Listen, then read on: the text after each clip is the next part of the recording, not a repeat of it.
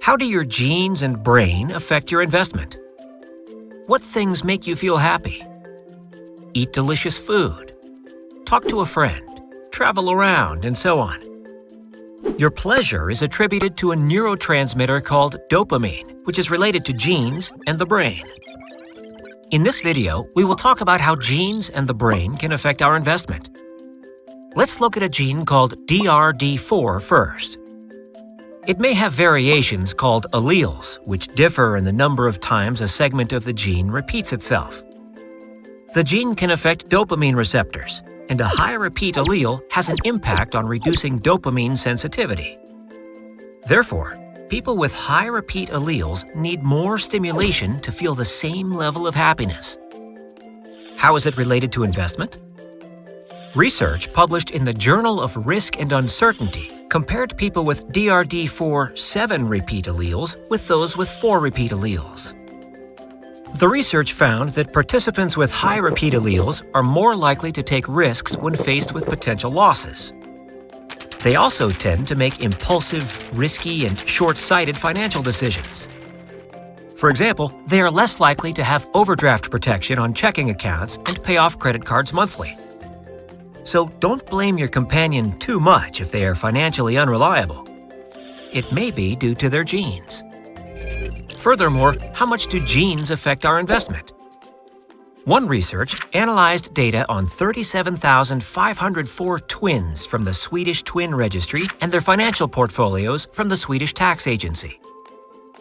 It found that the genetic factor explains about 1/3 of the differences in stock market participation and asset allocation. However, it doesn't mean other factors, such as environment, experiences, or brain functions, are unimportant. Now let's turn to the brain and begin with dopamine. Dopamine is associated with the reward system in our brain, which is like a vehicle's engine. When exposed to a rewarding stimulus, the reward system activates and releases dopamine, driving us to try to earn something. Suppose you're in a bull market, surrounded by money-making information. You may become greedy, expect too much, and ignore the risks. As a result, you may buy assets at high prices with greater risks. There is also another situation. Suppose a financial crisis occurs and the whole market is uncertain. It is natural to feel angry, anxious, and afraid. You may make rash decisions to avoid further negative emotions. However, that can be detrimental to your long-term investments. This situation is related to another system in our brain, the loss aversion system. It is like a vehicle's brake.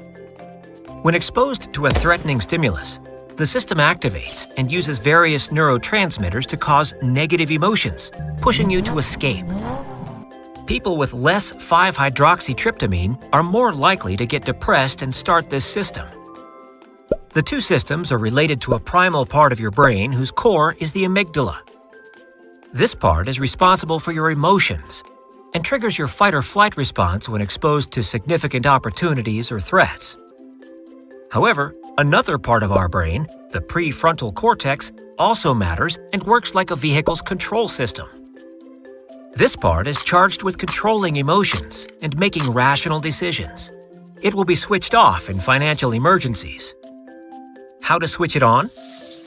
Train your brain to focus more on your long-term results and make your financial goals, plans, and trading system clearer and stick to them. In that way, you might find an anchor and be influenced less by random events and emotions. When you experience strong negative emotions, you can get enough sleep and exercise to increase dopamine. You can also bask in the sun and eat more food containing amino acids like bananas and milk to enrich your 5-hydroxytryptamine. That may help you reduce the possibility of starting the loss aversion system. Do you have any other strategies in mind? Please share them with us.